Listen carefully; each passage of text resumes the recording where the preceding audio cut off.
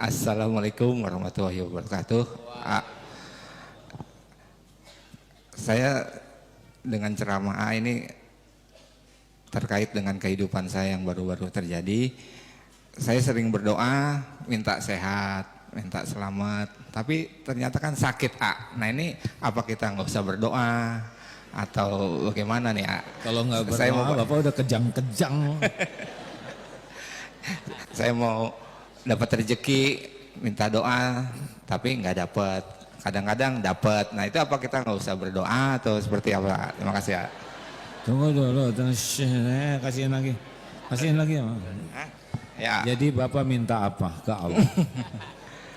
Iya, saya minta sehat. minta sehat. Terus yang terjadi sakit apa? Mencret, diare. Bapak diare. Ya. Padahal Bapak minta sehat. Betul. Yang terjadi diare. Ya. Jantung Bapak rusak nggak, mampet nggak? Alhamdulillah. Paru-paru bocor tidak? Sehat. Mata gelap? Enggak. Gigi rontok semua? Enggak. Telinga masih mendengar? Alhamdulillah. Sum-sum tulang belakang tidak ada yang patah? Enggak ada. Ingatan masih ingat Bapak? Alhamdulillah. Kurang apa kesehatan dari Allah,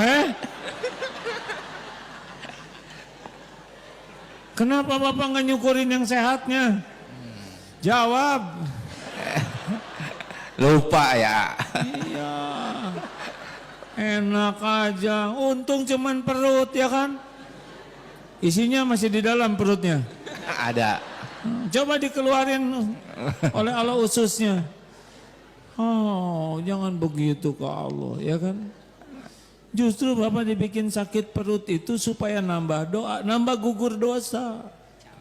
Ada dosa yang tidak gugur kecuali lewat sakit. Itu pun bagian dari nikmat.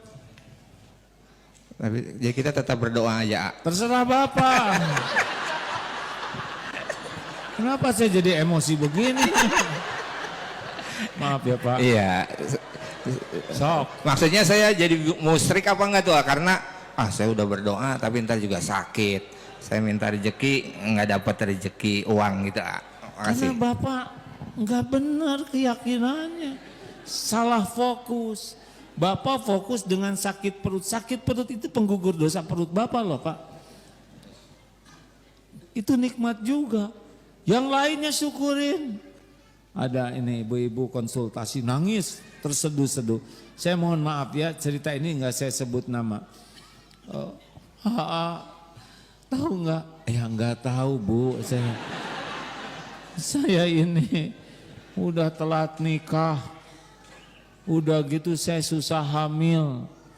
Udah gitu saya keguguran. Tahu-tahu rahim saya harus diambil. Nangis. Saya mengerti ya, pasti sedih lah bagi seorang wanita. Tidak menganggap remeh. Kata siapa telat nikah? Kalau belum waktunya ya belum ya kan. Tapi saya nggak berani bicara. Kata siapa telat hamil? Kalau Allah belum menciptakan ya belum ada, bukan telat. Telat itu versi kita. Keguguran. Kalau Allah belum menitipkan, ya enggak. Mungkin belum siap jadi ibu. Rahim dia ambil, pasti sedih. Saya tidak bisa punya anak. Berapa banyak orang yang tersiksa gara-gara kelakuan anaknya. Betul? Hei, betulkah? Itu yang akhirnya di penjara, pejabat udah disita gara-gara anaknya, pacaran, terus nonjok, berakhirnya bapaknya dipecat, di penjara.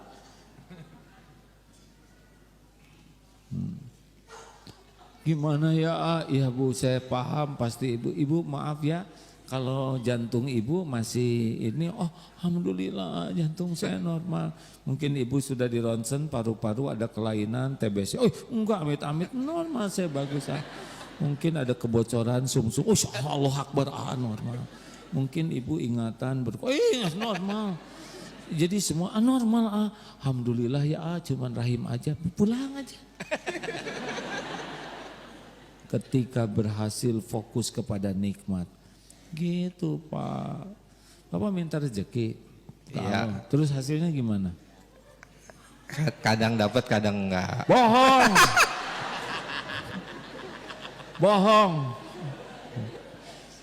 Terkadang nafas, terkadang enggak gitu Pak. Nafas rezeki bukan? Rezeki ya. Jadi Bapak berapa hari nggak dikasih nafas oleh Allah? Enak aja. Astagfirullah. Bapak makan terus tiap hari?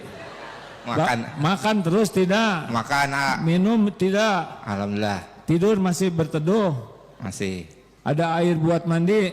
banyak. Anduknya ada? Ada. Kurang apa dari Allah? Ha? Oh, nggak bisa gitu hidup. Kita akan menderita. Kalau kita ingat terus kebaikan Allah, maunya nangis saja. Sejelek kelakuan kita, sholat ngaco, tidak pernah khusyuk, ngaji nggak ngerti, jarang, amal jarang ikhlas, maksiat jalan terus, rezeki ngalir setiap waktu. Makanya kalau kita kurang tafakur terhadap karunia Allah, udah jadinya kufur nikmat. Terima kasih atas pertanyaannya Pak, karena Bapak mewakili semua yang hadir. Makanya saya emosional Pak, sebetulnya targetnya bukan Bapak Pak. Kalau ke Bapak saya berterima kasih, karena sudah Allah tahu banyak di sini yang kufur nikmat. Makanya digerakkan Bapak nanya seperti ini. Dan saya dengan leluasa melakukan tonjokan-tonjokan yang paten. Terima kasih Pak. Hah? Terima kasih. Jadi gimana sekarang, gimana Bapak jadinya sekarang? Masih mudong atau kapok? Alhamdulillah doa terus. Doa yang banyak, makanya doanya doa minta syukur Pak. Bukan minta duit melulu. Dikasih duit nggak tahu syukur bisa jadi musibah. Jadi mintanya Allahumma a'inni ala zikrika wa syukrika. Gitu. Oh syukur malah. Ya. Bapak saya lihat masih hidup ya. Nah, syukur Pak. Alhamdulillah. Masih kedip, masih napas, jantung masih normal. Udah pakai ring belum? Belum. Jangan. Wah, iya. Itu di ginjal udah ada batunya belum Bang? Ada. Jadi horor. Kalau menyesal boleh nggak? Nyesel apa? Ya kan kemarin masa COVID, kita udah berdoa, udah pakai masker dan lain-lain, kita kena COVID juga, akhirnya kita menyesal. Aduh, kenapa saya main ke sana? Kenapa saya gini gitu? Daripada menyesal mending tobat ya kan? Itu mah kayak gini Pak. Ini mah kayak gini lagi jalan, genteng jatuh kena jidat. Saya nggak terima nih. Nggak mungkin nggak terima. Itu tanda terimanya udah jelas benjut kayak gitu. Kita kena COVID itu karunia Allah supaya digugurkan dosa kita. Udah, kalau memang kita bakal kena COVID itu bukan pilihan virus, COVID itu pilihan Allah. Si virus mah nggak ngerti apa-apa dia mah, cuman bagian bertasbih we terus. Sama seperti cancer, kanker gitu, dia mah nggak ngerti apa-apa, cuman gitu kerja dia mematuhi apa yang Allah perintahkan. Makanya kita berlindung terus ke Allah ya. Bu, Pak, ada yang mengatakan jangan takut sama virus, takutlah kepada Allah. Ini benar, cuma apakah tepat atau tidak? Perkataan ini benar. Coba dia yang ngomong seperti itu sekarang dikumpulkan dengan singa, ya. Dia ngomongnya sama enggak? Buat berkeliaran singa dia. Mau lari kemana Pak? Jangan takut dengan singa. Gak bisa. Jadi ngomong begitu tuh karena virusnya kecil-kecil Pak. Coba virusnya sebesar kambing, beda itu Pak. Jadi begini, itu perkataan tadi benar, harus takut ke Allah. Jadi gini, Banyak orang takut digigit anjing. Yang benar adalah takut Allah mengizinkan anjing menggigit kita. Ada bedanya tidak? Berarti anjingnya dalam kekuasaan Allah. Takut, saya itu takut hantu. Mungkin dirubah dikit, takut Allah mengizinkan hantu, bisa gitu. Saya belum pernah lihat hantu, ada gitu hantu tuh. Mungkin bisa jin, kan ada setan yang yang ditangkap. Siapa yang baca ayat kursi itu yang kuyul atau apa? Itu terjadi dengan izin Allah juga. Ular ngebelit izin Allah, kesambar petir izin Allah. Semuanya izin Allah. Jadi kita berlindung kepada Allah. Allah tiap pagi harus baca doa.